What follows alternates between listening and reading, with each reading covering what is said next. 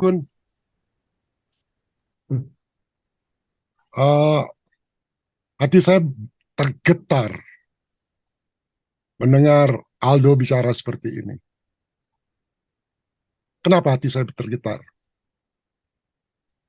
Karena dia menunjukkan courage. Kita banyak orang yang pintar, tapi nggak menunjukkan courage. Dan dia bukan hanya menunjukkan courage saja, dia action. Saya lihat video-video dia semua. Dia ambil action. Dia bilang dia hanya lulusan SMA, tapi keberanian dia itu bukan keberanian anak SMA. Dia digerakkan oleh ilahi. Oleh karena itu dari awal, gerakan ini bukan gerakan politik atau kemanusiaan, bukan lagi. Ini gerakan spiritual. Dan yang paling ditakuti oleh kelompok-kelompok elit itu adalah filosofi dari Islam. Kenapa? Karena kalau aras tahta Allah diutak-utik, mereka mereka mereka tahu mereka akan kalah.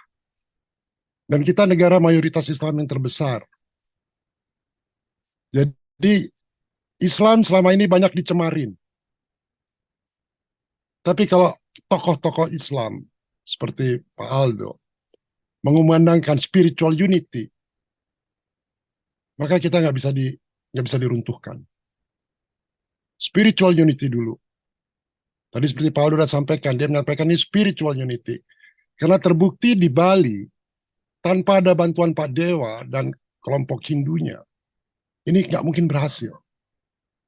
Saya melihat banget.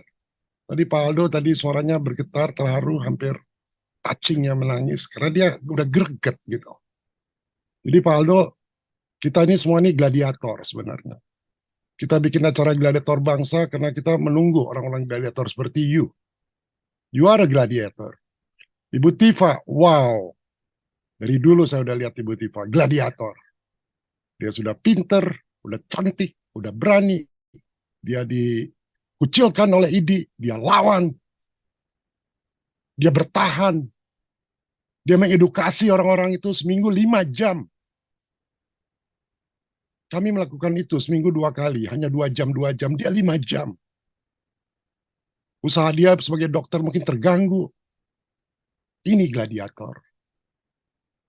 Kecil-kecil, wanita, mungil, gladiator hatinya. Pengetahuannya luar biasa. Dia udah bisa melihat tuh global skenario.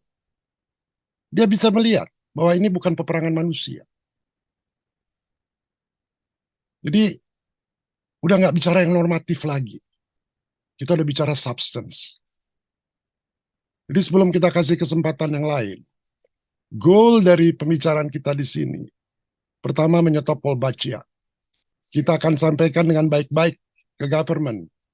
Tapi kita harus kasih tahu government, if you don't listen to the voice, kita ada puluhan juta manusia. Pak Aldo dengan perjuangannya, kawan-kawan di Lasem dengan perjuangannya. So, kita harus bersatu, nggak lihat lagi agama. Saya udah buktikan tuh dengan di Bali, nggak lihat agama kita, bersatu. Di situ kita bisa bergabung. Ya. Nomor 2, target kita sebelum tanggal 27 November, Jokowi harus menandatangani keluar dari WHO. Harus. Karena percuma kita memberhentikan Wolbachia kalau kita sudah dijajah. Tentunya memberhentikan keluar dari WHO tidak bisa kita memerintahkan Pak Jokowi seperti itu. Kita harus memberitahu konsekuensinya seperti apa itu. Mungkin Pak Jokowi juga mungkin dibohongin. Ya, so we have give this dengan kepala dingin gitu.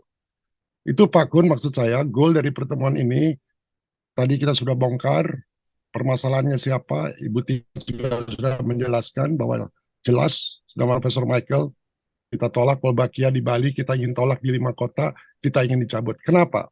Saya mendapatkan informasi dari orang WMP. Ini dia nggak tahu saya siapa, tapi dia tokoh. Ya, kawan saya dari luar negeri. yang kasih tahu ke saya. Dan ada rekamannya. Rekamannya dalam bahasa Inggris. Dia kasih tahu tuh gerakan kita. Karena ketika kita bisa berhentikan di Bali sebagai satu hub, gerakan mereka terganggu 50%. 50% terganggu gerakan mereka. Ketika bisa berhentikan di 5 kota, gerakan mereka mungkin 80% di Indonesia lumpuh.